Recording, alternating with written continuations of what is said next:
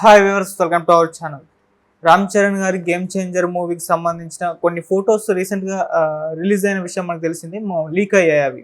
So అందులో రామ్ చరణ్ గారు ఫార్మల్గా ఉండడం విషయం తెలిసిందే. అయితే ఇప్పుడు ఈ సినిమాకి సంబంధించి స్టోరీ కూడా లీక్ అయింది అంటున్నారు. అసలు ఏంటి ఆ స్టోరీ, ఎవరు లీక్ చేశారు, మరి ఏ విధంగా ఉండబోతుంది మూవీ? సో ఇదే అంశం మీద డిస్కస్ చేయడానికి ప్రజెంట్ మనతో పాటు సీనియర్ జర్నలిస్ట్ జయదేవ్ గారు ఉన్నారు. వారితో డిస్కస్ చేద్దాం. సార్ నమస్కారం. నమస్కారం. సార్ రామ్ చరణ్ గారి గేమ్ చేంజర్ మూవీ, సో ఈ మూవీ పైన అప్డేట్లు అయితే ఏమీ రాకపోవడం చూస్తున్నాం. ఫ్యాన్స్ ఎంతో నిరాశ అయ్యారు. అయితే రీసెంట్గా కొన్ని పిక్స్ లీక్ అయ్యాయి. చాలా ఫార్మల్గా ఉంటారు రామ్ చరణ్ గారు. అయితే ఇప్పుడు స్టోరీ కూడా లీక్ అయిపోయింది అంటున్నారు. ఇదే స్టోరీ అని చెప్పేసి పోస్టులు పెట్టడం చూస్తున్నారు. మరి ఎవరు లీక్ చేస్తారు, అసలు స్టోరీ ఏంటి సార్ ఈ సినిమాకి సంబంధించి? అదే న్యూస్లో చూశాను, అమెజాన్ వాళ్ళు ఏదో తీసుకున్నారు రైట్స్, వాళ్ళు లీక్ చేశారని. అప్పుడు మూవీ అమెజాన్ వాళ్ళు ముందుగా ఆయన ఇమేజ్ పాన్ ఇండియా లెవెల్లో ఉన్న ఇమేజ్ని బట్టి తీసుకున్నారు. పైగా పాన్ ఇండియా ఇమేజ్ ఉన్న హీరో, పాన్ ఇండియా ఇమేజ్ ఉన్న డైరెక్టర్. అది కాకుండా పాన్ ఇండియా లెవెల్లో సినిమాలు తీసే ప్రొడ్యూసర్ దిల్ రాజు గారు ఎంత జాగ్రత్త ఉంటారు, ఆయన సినిమా పరంగా ఎంత ప్రొఫెషనల్గా ఉంటాడు ఆయన. అట్లా ఎలా లీక్ చేస్తారు? చేయరు.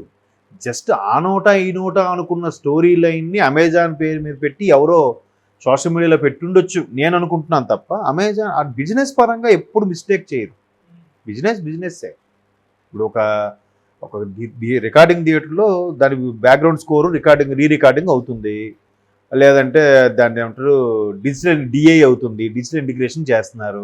దానికి ఒక 4 ట్రాక్ 6 ట్రాక్ టైప్స్ 8 ట్రాక్ ఇప్పుడు అన్నీ వచ్చాయి, 8Dలు అని వచ్చాయి కదా, అట్లా ఎడిట్ చేస్తున్నారు. చేసినప్పుడు ఎవడైతే ఎడిట్ చేసి ఆడు లీక్ చేసి రేపు పొద్దున ఆడి దగ్గరికి ఎవడైనా వస్తాడా? ఆడు కడుపు కొట్టినట్టేగా. అట్లా బిజినెస్ పరంగా ఎవ్వరు అట్లా చేయరు, మిస్టేక్ చేయరు. ఈవెన్ అతడులో డైలాగ్ ఉంటుంది, నువ్వు డబ్బులు తీసుకుని పారిపోతే అంటే నాకు మోసం చేయడం రాదు, మర్డర్ చేయడం వచ్చి కానీ మోసం చేయడం రాదు అంటే. అది కూడా ఒక పక్క డీలు. సుపారీ తీసుకుని మర్డర్ చేసే వాళ్ళు కూడా పక్కగా ఆ విషయంలో జెన్యున్గా ఉంటారంట. అలాగా బిజినెస్ పరంగా కూడా ఎప్పుడు డీల్స్ ఎప్పుడు ఓకే ఉంటాయి. బట్ వీళ్ళు ఎవరో ఏంటి స్టోరీ లేనంటే ఎవరో ఆ సినిమాకి అసిస్టెంట్ డైరెక్టరో లేదా సెట్ బాయ్లో చేసిన ఎవరో లీక్ చేసిన మ్యాటర్ని ఇలా తీసుకొచ్చుంటారు బహుశా. కాకపోతే ఎక్కడ ప్రాబ్లం వచ్చిందంటే, గేమ్ చేంజర్ షూట్ అవుతున్నప్పుడే రామ్ చరణ్ కన్నా డైరెక్టర్ శంకర్ గారు ఎక్కువ గ్యాప్ తీసుకోవడం, ఆ తర్వాత భారతీయుడు 2కి ఆయన షిఫ్ట్ అవ్వడం, అక్కడ మళ్ళీ కమల్ హాసన్ గారు నెక్స్ట్ రాబోయే ఎన్నికలు బిజీగా ఉంటారు కాబట్టి ఆయన డేట్స్ ఖాళీగా ఉన్నప్పుడే అది షూట్ చేసుకోవాలని శంకర్ గారు ఇక్కడ చరణ్కి ఒప్పించేయడం. లక్కీగా చరణ్ కూడా వాళ్ళ మిస్సెస్ క్యారింగ్ ఉన్నప్పుడు, పాప పుట్టినప్పుడు, పాపకు సంబంధించిన కార్యక్రమాలు చేసుకున్నప్పుడు ఈయన కూడా 1 మంత్ ఎంతో గ్యాప్ తీసుకోవడం, లైక్ పెటర్నిటీ లీవ్ అంటారు చూసారా, మీ లేడీస్ అయితే మెటర్నిటీ, వీళ్ళు పెటర్నిటీ లీవ్ లాగా ఈయన గ్యాప్ తీసుకోవడం, ఇట్లా గ్యాప్ వచ్చేసింది. బట్ అక్కడక్కడ మీరు అన్నట్టు సూట్ వేసుకున్న ఒక బిజినెస్ మ్యాన్ లాంటి కొన్ని పోస్టర్స్ రిలీజ్ చేశారు. ఆమె ఎవరు, భరత్ అనే నేనులో హీరోయిన్గా యాక్ట్ చేశారు. ఇంతకుముందు చరణ్తో కూడా చేశారు. కైరా అడ్వాణి మన బోయపాటి గారు కాంబినేషన్లో చరణ్ ఈవిడ చేశారు. ఆవిడే మళ్ళీ హీరోయిన్గా ఉండడం. మన శ్రీనివాస్ రెడ్డి గారు ఒక కీ రోల్ పోయి, కమెడియన్ శ్రీనివాస్ రెడ్డి గారు, అఫ్కోర్స్ కమెడియన్ అనకూడదేమో ఆయన, హీరో అని కూడా అనాలి, హీరో కూడా చేశారు. అట్లా కొన్ని కీ రోల్స్తో ఉన్న ఫొటోస్, బ్రీఫ్ కేసులు పట్టుకొని బ్లేజర్లు వేసుకున్న ఫోటోలు కొన్ని చేయడం, అట్లా ఉండడం కొంత గ్యాప్ వచ్చేసింది. తర్వాత వీళ్ళు ఆస్కార్కి సంబంధించి విదేశాలకు వెళ్ళి రావడం, ఫ్యామిలీస్తో ట్రిప్ వేసి రావడం, చాలా తర్వాత జపాన్ కూడా వెళ్ళారు రామ్ చరణ్, ఎన్టీఆర్ గారు, అక్కడ కూడా ట్రిపుల్ ఆర్ రిలీజ్కి సంబంధించి. ఇట్లా గ్యాప్, ఆ గ్యాప్ ఈ గ్యాప్ శంకర్ గారు కూడా డైవర్ట్ అవ్వడంతో అది పోస్ట్ పోన్ అవుతూ వస్తుంది. వేరే రీజన్ లేదు. ఎందుకంటే రామ్ చరణ్ గారు ఇప్పుడు ఆ సినిమా అయిన వెంటనే బుచ్చిబాబు సానాతో రెడీగా ఉన్నారంట. ఒక విలేజ్ అట్మాస్ఫియర్ విత్ గేమ్, ఒక విలేజ్ గేమ్ పెట్టి ఏదో చేయడానికి. ఆయన 3 ఏళ్ళు ఉప్పెన హిట్ తర్వాత కూడా ఆయన గ్యాప్లో కూర్చున్నాడు. ఆయన రామ్ చరణ్తోనే సినిమా చేస్తాను, ఆయన మైండ్లో పెట్టుకునే ఈ స్టోరీలను రాసుకున్నాను అన్నట్టుగా బుచ్చిబాబు సానా రెడీగా ఉన్నాడు. ఆయన ఇది కంప్లీట్ అయిన మరుక్షణం ఆల్మోస్ట్ గేమ్ చేంజర్ అయిపోయి వచ్చిందని వింటున్నాను నేను కూడా. పోస్ట్ ప్రొడక్షన్ వర్క్సే ఉన్నాయి, డబ్బింగ్ అలాంటి ఫినిషింగ్ ఉన్నాయి, ఆల్మోస్ట్ అన్నీ అయిపోయి. లాస్ట్ మంత్ వరకు కూడా ఒక సాంగ్ ఏదో పెండింగ్ ఉందన్నారు, మేబీ అది కూడా అయిపోయింది. ఇంకా పోస్ట్ ప్రొడక్షన్ వర్క్సే ఉన్నాయన్నారు. ఇంకా re recording, background score, digital integration, ఎట్లాగా దాన్ని ఏ టైం రిలీజ్, ఇంకా అవి ఫర్దర్ ఎలాగో ఉంటాయి. అన్నీ అనుకున్న జరిగితే రేపు సమ్మర్లో రిలీజ్ చెయ్యాలి.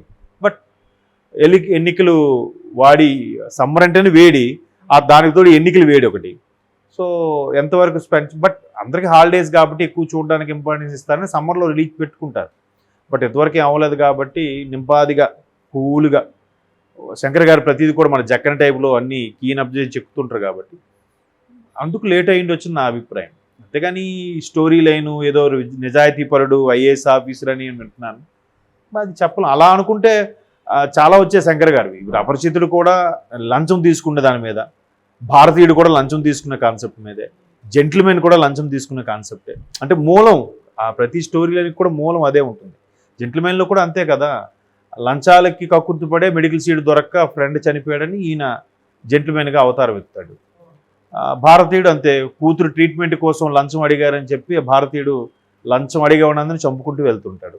అపరిచితుడు అంతే, లంచాలకు ఆశపడి సరిగ్గా ప్రభుత్వ విధులు నిర్వర్తించకపోవడం వల్ల కొంతమంది అట్లా జరిగారని, అంటే చిన్న స్టోరీ లైన్నే దాన్ని డిఫరెంట్ స్టైల్గా ఎలివేట్ చేసి తీస్తుంటారు శంకర్ గారు.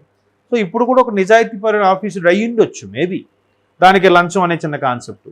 ఇప్పుడు ఒకే ఒక్కడిలో కూడా లంచం కాన్సెప్టే. మీరు శంకర్ గారు మూవీ చూస్తే అది కూడా ఎట్లాగో ఆయన ముఖ్యమంత్రి లంచాలు తీసుకొని తన తోటి వాళ్ళని చూసి చూడనట్టు వదిలేశాడు కదా, తన మంత్రివర్గంలో ఉండే వాళ్ళని చూసి చూడనట్టు వదిలేశాడు కాబట్టే ఆ ముఖ్యమంత్రికి ఇంటర్వ్యూ చేయడం, అక్కడ నుంచి ఆ స్టోరీ లైన్ లాగడం అనేది కాన్సెప్ట్ ఉంటుంది.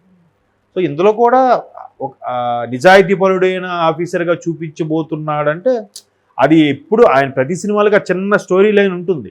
హీరో ఏ సినిమాలోనే హీరో అనేవాడు నిజాయితీపరుడు, జెన్యును, ఆవేశపరుడు.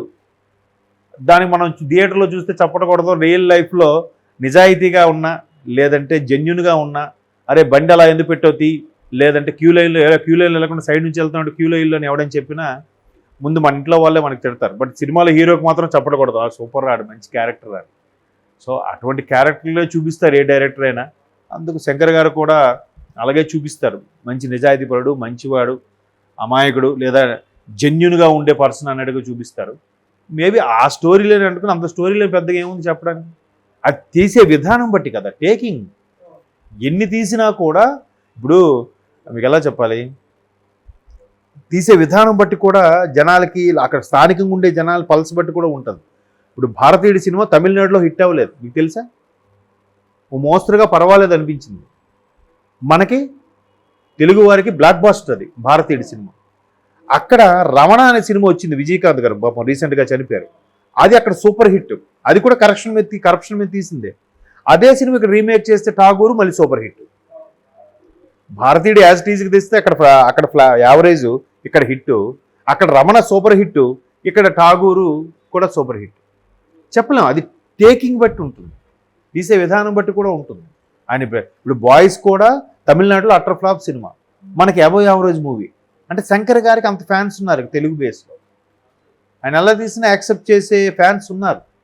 దట్టు రామ్ చరణ్ ఇమేజ్ ఇప్పుడు 1కి 10 అయింది కాబట్టి ఆయన యాక్టింగ్ కూడా సూపర్ ఉందరా అని మరొకసారి రంగస్థలం తర్వాత నిన్న అది బ్రిటిష్ ఆఫీసర్గా చేసిన దాన్ని కూడా రామ్ క్యారెక్టర్ కూడా అల్లూరి సీతారామరాజు క్యారెక్టర్ కూడా మెప్పించారు కాబట్టి ఇంకాస్త అడ్వాంటేజ్ అవుతుంది కదా. ఒకవేళ సినిమా బాగోలేకపోయినా, డైరెక్టర్ సరిగ్గా చూపించకపోయినా, ఆ ఇమేజ్ వచ్చిన తర్వాత ఏమవుతుందంటే ఈ డైరెక్టర్ సరిగ్గా చూపించలే, సరైన సీన్స్ పడలేదురా, ఇది మాత్రం యాక్షన్ బాగా చేశాడురా అని అంటారు. ఆ ఇమేజ్ అని కాపాడుకోవాలి హీరో అనేవాడు, ఎందుకంటే ప్రస్తుతం ఇండస్ట్రీ హీరో బేస్ మీద నడుస్తుంది కాబట్టి. అట్లా ఓకే అనిపించుకుంటే ఇంకా అది డైరెక్టర్ ఏమాత్రం టేకింగ్ ఎలివేషన్ చూపిస్తే సూపర్గా ఉంటుంది. ఇప్పుడు స్నేహితులు ఉంది, మన విజయకాంత్ వాటితో తీశారు స్నేహితులు, అది శంకర్ గారు రీమేక్ చేస్తారని ఎవరైనా అనుకున్నారా? బట్ అది మనకి స్నేహితులు తెలుగులో మోస్తరుగా ఆడింది, తమిళ్లో ఏం ఆడలే, అదే 3 Idiotsది. సో అట్లా టేకింగ్ బట్టి ఉంటుంది, అక్కడ ఉండే స్థానికంగా ఉండే ప్రజల పల్స్ బట్టి కూడా ఉంటుంది కాబట్టి చూద్దాం ఎట్లా ఉంటుంది అని. అది రామ్ చరణ్ టాలెంటా, శంకర్ గారి టాలెంటా, రెండు మిక్స్ అయితే బ్లాక్ బాస్టర్. లేదు అంటే రామ్ చరణ్ సేఫే, మరి శంకర్ గారిని చూసుకోవాలి మరి. Thank you so much.